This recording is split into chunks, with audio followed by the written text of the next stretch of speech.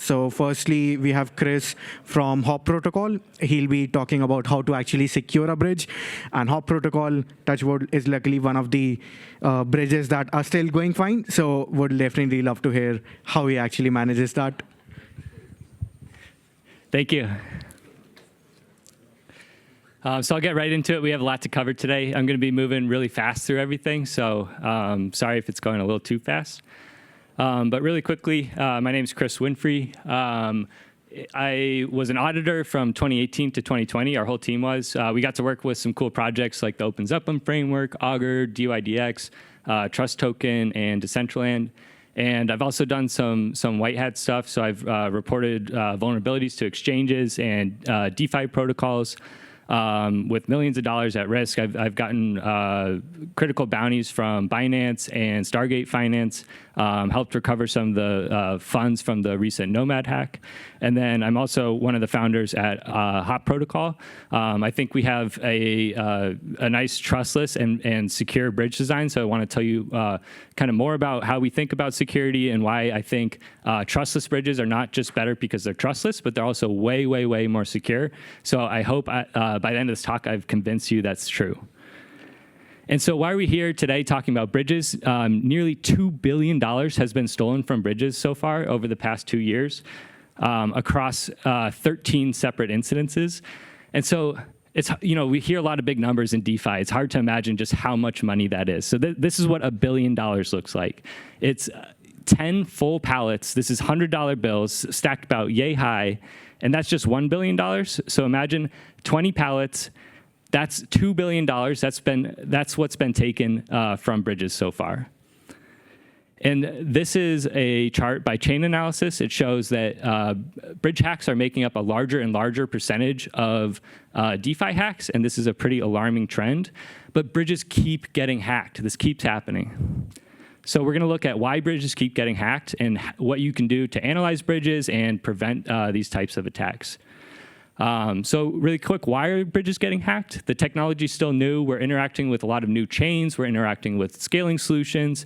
And then the bridge technology itself is new. Teams are trying out different things. And so naturally, things are going to break as experimentation happens. Bridge, the attack surface area for bridge is very, very large. So there's a lot of different attacks that we'll get into.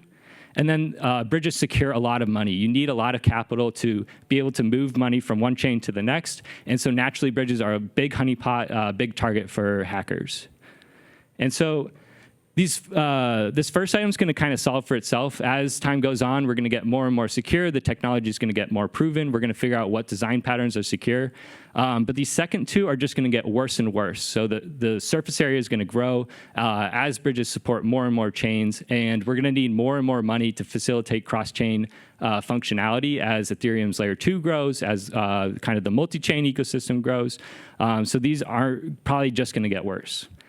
But bridges aren't going anywhere, so we need to build secure bridges and think about how we can scale bridges in a way that doesn't ever increase the security risk of their participants.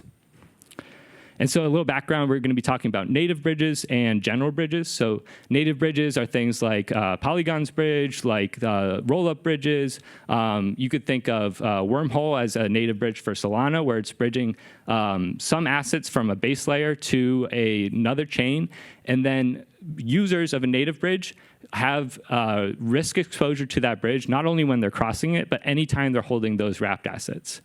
And then general bridges are more like liquidity layers. And so the user is just going from one chain to the next, and they're only exposed to the bridge risk while they're crossing it. But the LPs of these bridges are exposed to constant risk. And so an example of a general bridge is Hop. And like the native bridges are, for example, roll-up bridges. So we're going to be talking about bridge risk framework, attack surface area, threat mitigation, and threat response. So when you're thinking about your risk framework, you first think about who your participants are. So we have our bridge users. We have a passive liquidity provider. So these are people providing money so that the bridging can do its functionality. And then there's the message relayer. So the message relayer might be a fully collateralized message relayer like Hop's bonders, where they're taking on all of the risk and facilitating this cross-chain message. or it might be a trusted party like a multisig where they're actually pushing the bridge risk and this cross-chain messaging risk over to the LPs.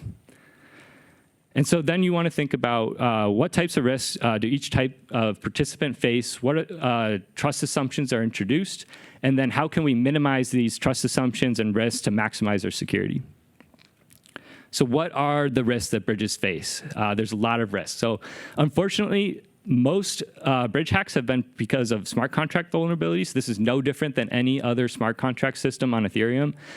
These, if you follow your best practices, get your audits and bug bounties, these are going to be as preventable as any other system in, across DeFi. And then the number one vulnerability against bridges in terms of dollars lost is compromised keys. So this is where you have a trusted bridge and they lose their keys to some hackers, possibly a state level actor such as North Korea's Lazarus Group. And this has resulted in over $1 billion being lost to hacks. And then you want to be thinking about reorgs when you're securing a bridge. You have a message that's initiated on the source chain, and then you're completing it at the destination. You need to make sure that your source chain has reached finality. So for Ethereum and other proof of work or proof of stake chains, this is pretty standardized. But things like rollups, it's a little trickier. So on a rollup, your user is making a transaction, submitted to the sequencer. The sequencer is putting that on a layer 1 block. And so that block is the one you're actually waiting for finality for before you can kind of complete that message at the destination, knowing that it's not going to be reversed on the source chain. And then Yoav Weiss here has done some great research on another type of kind of reorg with rollups, and this is when a malicious fraud proof can be inserted, and it allows an attacker to actually roll back the rollup even if the L1 block has reached finality. But there would have to be some serious vulnerability in the rollup. So I'll let you talk about that a bit later. Malicious RPC endpoints or node vulnerability. So if you are a bridge, your RPC source is just as much of a custodian of the funds as the actual private keys.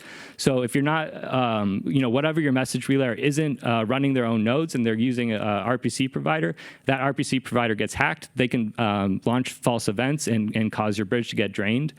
So in a trustless system where your bonders are kind of facilitating the cross-chain messaging, they're fully collateralizing everything, they're taking on risk just for themselves. So if they want to outsource their RPC source to some third party, then they're only risking their own funds. But if you're using a trusted bridge, like a multi-sig bridge, and they outsource their RPC provider, you're not only trusting that this multi-sig bridge, one, they're going to be good people. That's a pretty reasonable assumption. Two, that they have world-class security that's going to stand up to state-level actors. And three, if they outsource anything like RPC providers or any other node infrastructure, that those entities also have world-class security that's going to stand up to state-level actors.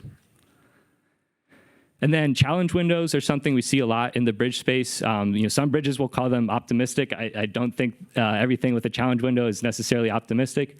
But the length of your challenge window is very, very important. So optimistic rollups use a full 7-day challenge window. They need a very high level of security, and capital efficiency isn't super important for their exits.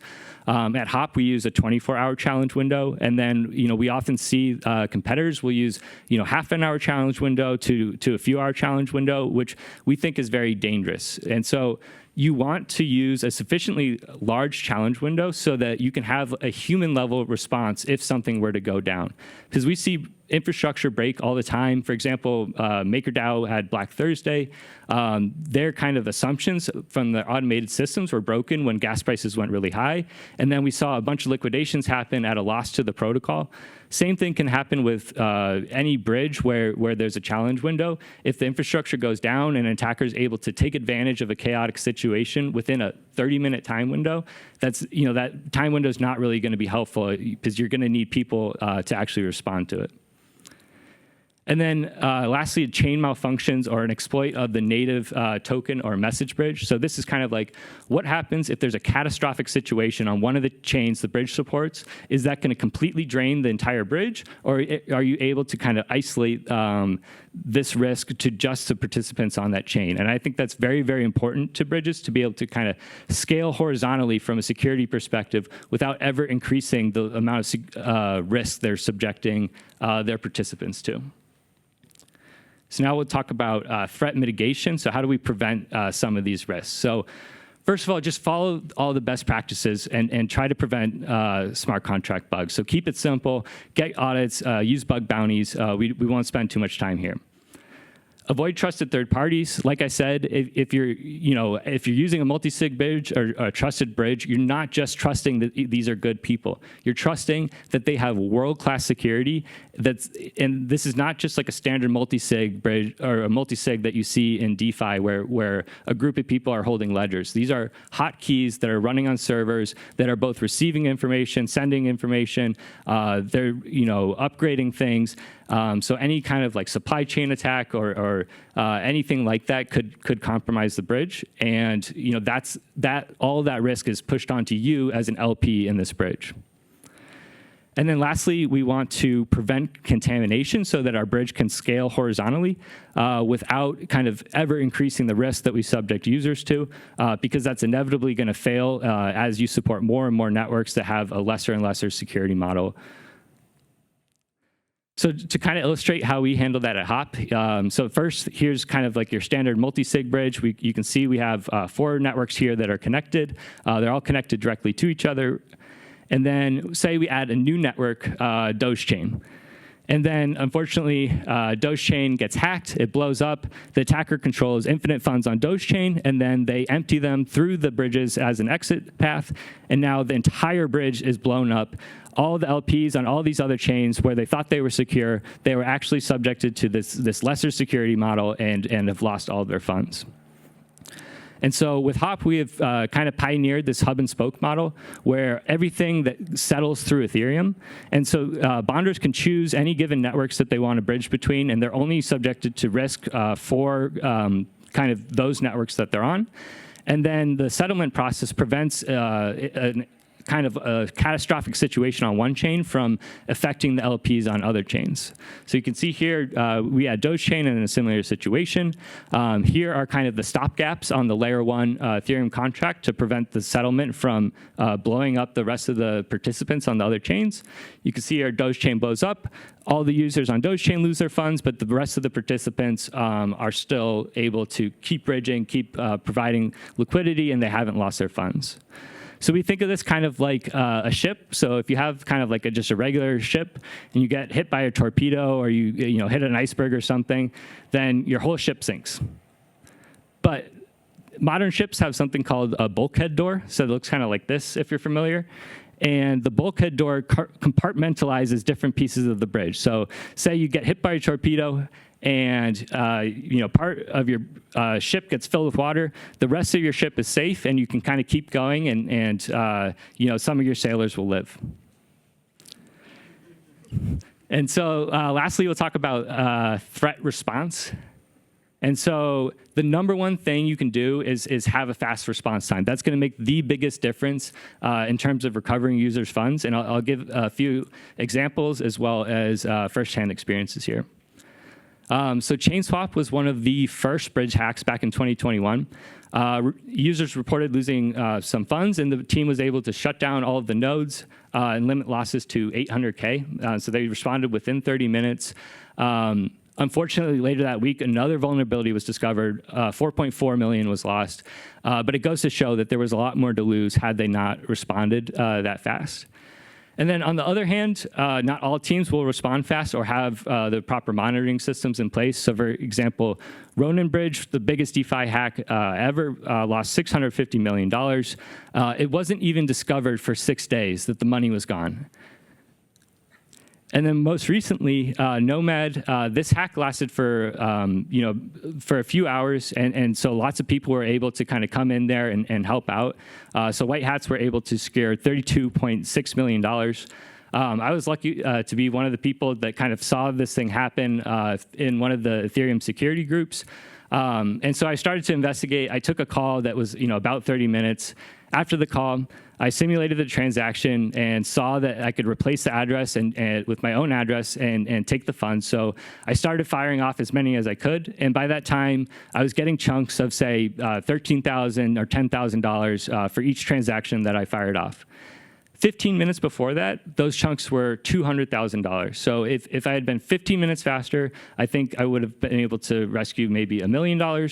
And 15 minutes before that, or 25 minutes before that, it would have been multiple millions of dollars. So it goes to show that even like a half-hour or 15-minute window in your response time can make a huge difference for funds recovered.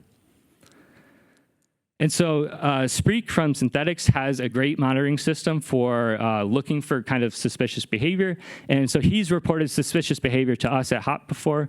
And this is another example of how a fast response time could potentially save users a ton of money.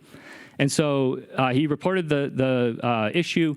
We were luckily running the bonder ourselves at this time. And so between when the attacker initiated the transaction and the source chain reaching finality when the bonder would have completed it, we shut the bonder off. We simulated the transaction to see if this would be a successful attack. It was obviously being formed maliciously, but Hop worked as expected. Our protections worked as expected. We turned the bonder back on, and everything continued with very little interruption.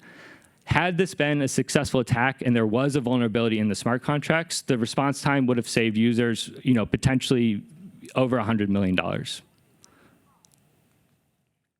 And so not everyone, has this same mentality. And so I think it's really important to, take the mentality that you will be hacked and that this can happen at any time and be thinking about how it's going to happen and how you're going to prevent it. Because a lot of people will gain too much confidence, become a little bit arrogant, and assume that because they haven't been hacked, they won't be hacked. And this is often when really bad things happen. And then also you might overlook an issue that's reported directly to you. So please don't be like some of these people if someone comes to you and reports an issue. So you also want to have a good monitoring system. So we have what we call our health checker, and that allows us to check any of our security invariants and alert us in Slack the second any of those are broken. So that really improves our response time. And like I mentioned, Spreek also runs this great monitoring system that looks for any kind of suspicious activity and will let the team know if he does see something.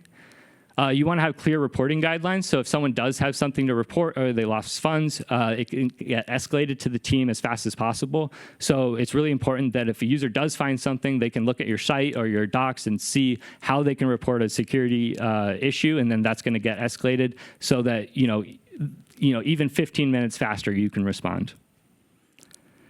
And then lastly, let's say you did your best, you tried not to write bugs, you got your audits, you got your bug bounties, you did everything you possibly could to secure your bridge. You still got hacked. You have eyes on attacker-controlled funds. It's still not over. You should reach out to every exchange that you can, especially the big ones. Reach out to the stable coins, get the address labeled on Etherscan, and attackers are often not perfect at laundering money. They'll make mistakes. Like we saw in the Nomad hack, some of them, aren't perfectly sophisticated. And so, for example, in the Poly network hack, 610 million was hacked. The attacker swapped some of that into Tether, and the Tether team was able to freeze $33 million and return that to the team. And so we've also seen a lot of instances of exchanges also freezing funds and returning them to the team. So make sure that you're not throwing in the towel just because you've lost your funds. Thank you.